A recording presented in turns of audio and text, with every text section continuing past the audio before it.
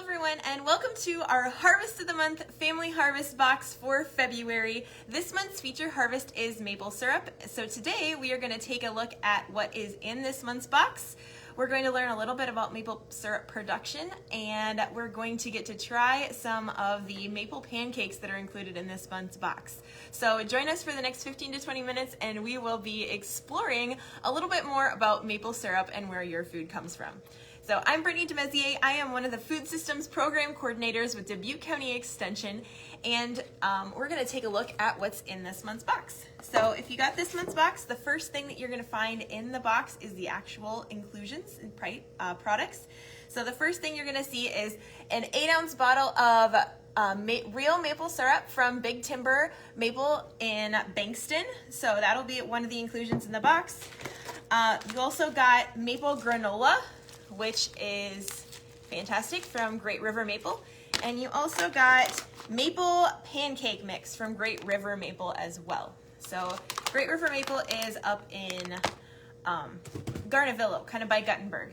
So not too far from us here in Dubuque County.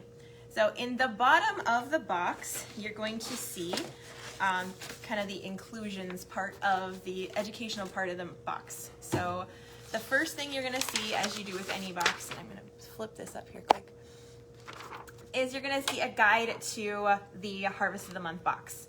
So you're going to have the inclusions, what's in the box, as well as some resources and tutorials on the bottom, a little bit about where the products came from, and on the back side is going to be the link to this live session, as well as the survey to fill out as well. So check that out. That's the guide, your guide to the box that comes in every month's box.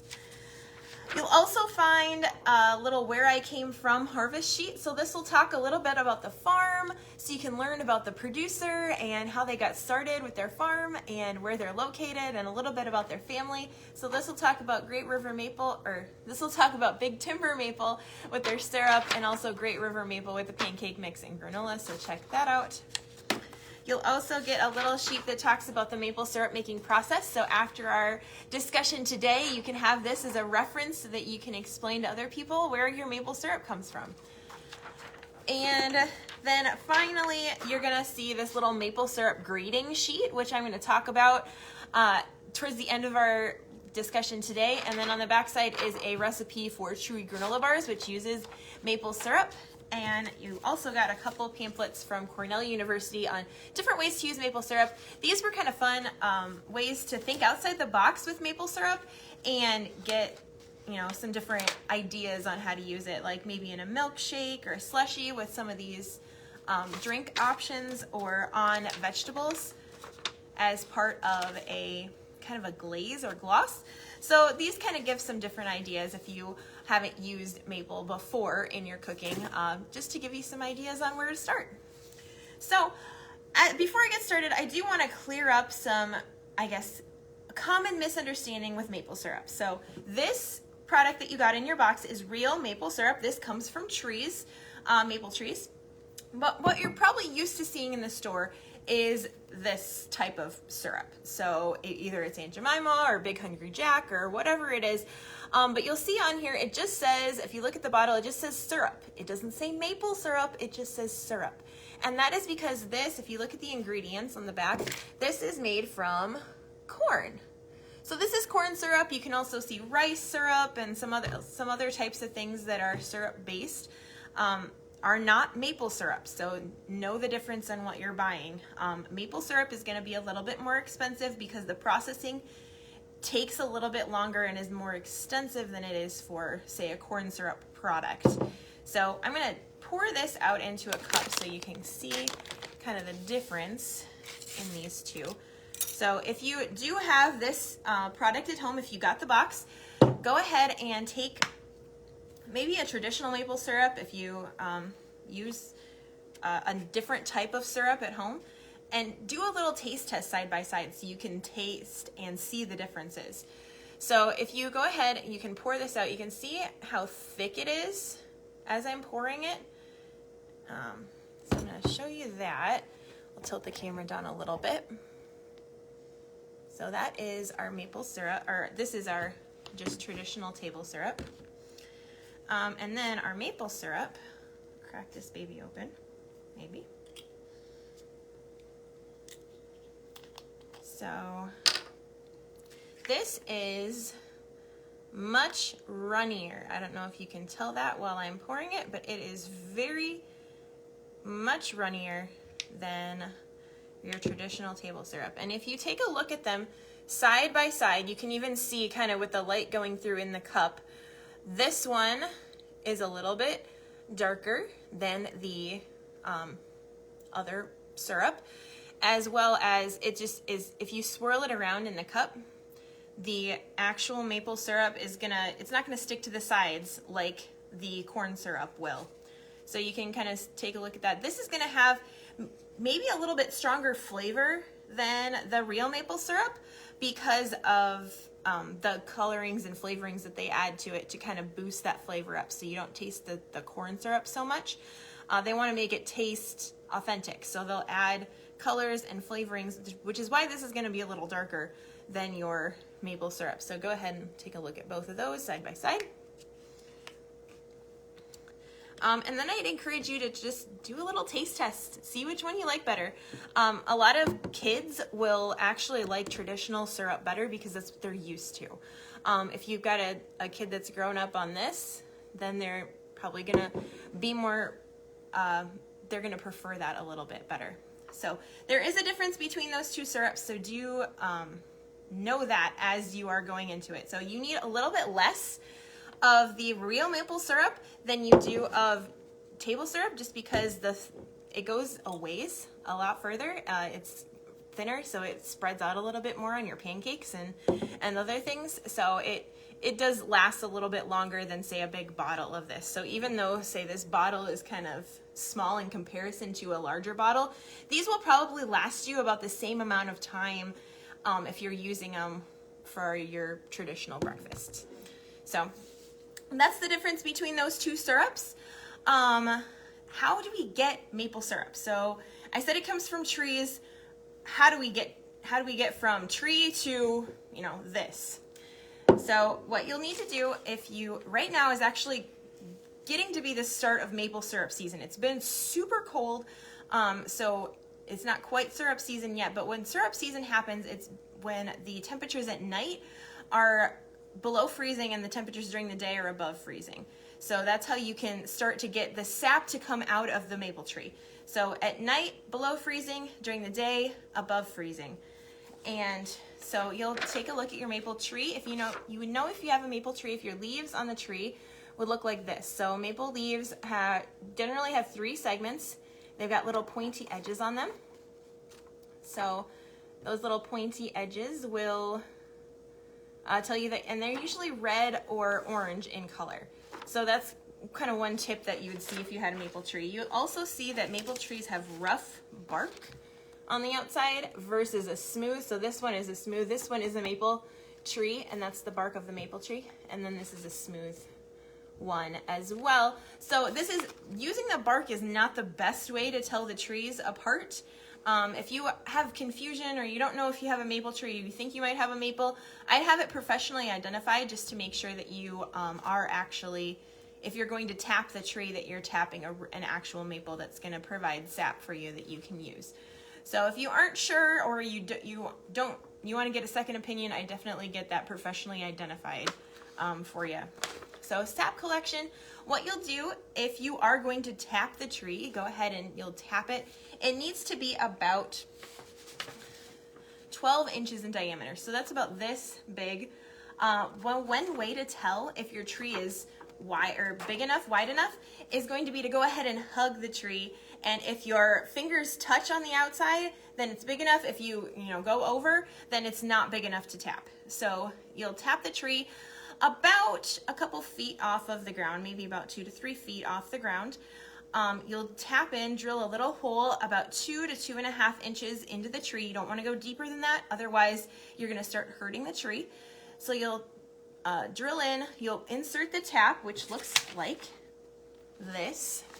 So it's going to look like this picture here on the bottom. And then sap should start flowing almost immediately. And the sap is really just going to look like water. It's going to look like water is coming out of the tree and into the buckets. So what you'll see, this is kind of a traditional syrup collection method with the different buckets on the trees. But if you are a larger maple syrup producer, like say Big Timber is out in Bankston, they actually use plastic piping and tubing to move the syrup from the trees down to the sugar house. So they don't have to worry about things getting into the buckets and contaminating the syrup and things like that. But if you are just doing this at home on your own maple trees and you just kind of want to make your own maple syrup for novelty, using the bucket method is perfectly fine. So that's how you would collect the sap. And then after that, you'll hear me use two different words during this explanation. So you'll have sap and you'll have syrup. Sap is what comes out of the tree. It's very low concentration of sugar. So it's going to have a lot of water, low concentration of sugar, and then you're also going to have your syrup, which is going to be a higher concentration of sugar, lower concentration of water. So syrup is the end product after you've processed the sap. So the sap is the product from the tree. The syrup is the product that you eat, or consume. So once they've collected the sap from the tree, they got to take it down to a sugar house, or you can take it down and collect it in a pot at home, and you can boil that water off of the sap. And this is the giant evaporator that they use at Big Timber Maple. So they use that to boil the sap down into syrup. It takes quite a long time to boil that down. It obviously depends on the water content and the sugar content of the sap, but it can take, anywhere from 9+ hours to get a batch of sap made down into syrup. So if you are doing this at home, it's a long process. It will make your kitchen a little bit sticky, so if you can do it outside, that's almost preferable. Or just use local products from farms in this area. That's even better still. So they'll evaporate that down into your syrup. So to get a bottle about this big is going to take quite a bit of sap. In fact, 1 5-gallon bucket, so this much sap, is going to get you 2 bottles of syrup. So if you imagine this little teeny 8-ounce bottle getting poured in here, that is how much syrup you're going to get out of a whole 5-gallon bucket of sap. So it's a lot of water in the sap that comes out of it. So one tree, I've actually got the stats on this here, one tree will produce about half a cup of syrup per day. So that's actually quite a bit from one tree. You can get 10 to 15 gallons of sap per tree per year on average. So, and that's assuming, your tree is a little bit larger than that 12-inch diameter. So that's, again, an average for you. But, so that's that. You may notice, so this syrup here is a grade A. All syrups are technically grade A's if you've taken a look at your syrup reference guide from your box. Let's see if I can pull that out here. Nope, it's not super handy, but your syrup reference guide from your box is going to look like this. But these are the different colors of syrup that or the different grades of syrup that you'll find. So you've got anywhere from a light amber grade A all the way up to a grade A dark. So they're all grade A on the new grading system. And your light syrups are going to be what comes out early in the season. So your very first sugar or your very first syrup is going to probably be a little bit lighter in color. And that's going to be your grade A, really light. It's going to be yellow in color. So that's perfect for pancakes. If you are looking for a breakfast syrup, that first grade A of the season is fantastic. The next, and what is typically the color of syrup, is this grade A medium amber rich taste. So this is going to be what this is, more than likely. And that's just going to be a little bit later on in the season. You also want to make sure, if you're doing this at home, to cook your syrup at a low and slow rate. So cooking it at a higher temperature or boiling it off too quickly can affect the sugars and the color of your syrup. So if you boil it off too quickly, it'll affect the color and the flavor that you're going to experience. So Low and slow is the way to go. You don't want to get above a certain temperature, otherwise those sugars are going to act differently than they do at lower temperatures. So low and slow is the way to go with maple syrup making. So most of your syrups are going to be this shade. It's going to allow about 50 to 75% light penetration into that. So if you hold this up to the light, you can it's hard to see on camera, but you can sort of see through it. You can't really see through this very much. You can kind of see a glare off the bottom, but it's not the same as being able to see through this maple. The next one is going to be your darker, more robust taste. So it's going to have 25 to 50% light penetration. So it's going to be a little bit darker. There's going to be a more thick mapley flavor to that. Awesome for making like a barbecue sauce, or for pouring on grilled meats, or mixing into sauces and things like that.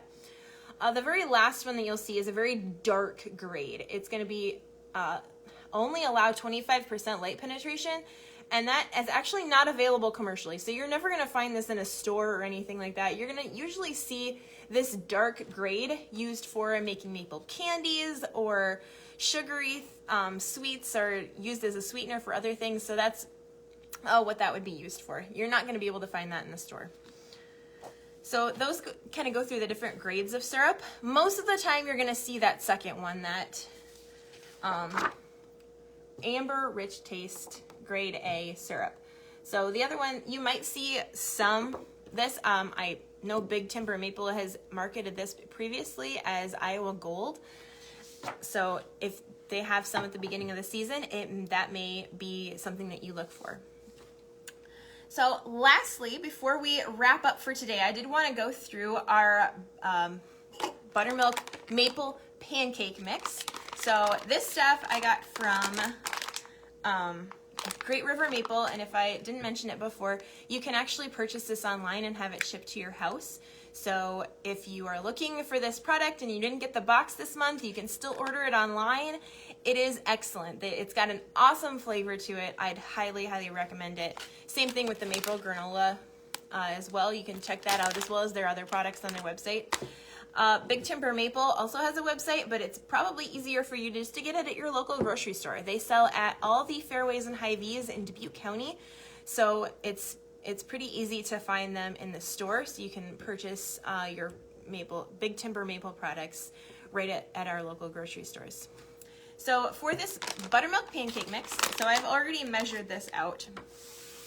So it will take 1.5 cups of pancake mix. So I used about a little more than that for this mix, just because it was a little runnier than I wanted it to be. 1 egg lightly beaten, 2 tablespoons of melted butter, 1 to 1 1/4 cups of water. So I tend to like my pancakes a little thicker, so I put in the 1.5 cups of water, and I also added in a little bit of pancake mix after the fact. If you like your pancakes a little flatter and thinner, that's great. Otherwise, I'd recommend putting in a little less water than that 1 1/4 cup.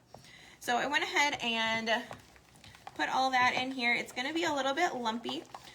They don't recommend that you beat it with a mixer or an electric hand mixer or anything like that. It's just puts too much air into that pancake mix. So I just mixed it up by hand, pour it onto your griddle. Griddle should be about 375 if you've got one of those griddles with a turn dial. 375-ish. I wouldn't go too much hotter than that because they'll burn quickly and cook a little bit more unevenly. Wait till those bubbles form on the top of the pancake, and you'll almost see like a change in, kind of like the pancake is getting dried out on top. You want to get that kind of look on it all the way across, and then go ahead and flip it over. And once you do that, it is going to look like,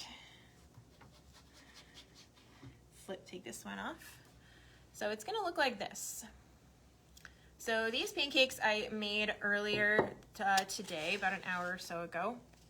And they, awesome flavor. It's got a really interesting, I guess, sugar to it. And I think it's from the maple sugar that they use to make this mix. Instead of using all traditional sugar, they did add some maple sugar in here as well. So maple sugar is another maple product that you can get to kind of give a little different flavor to some different things. So you can either get that from Big Timber Maple, I know is looking at releasing a maple sugar pretty soon, as well as Great River Maple has one out as well. Maple cream is another fun product if you're looking for something a little bit different. So those two products are kind of fun as well.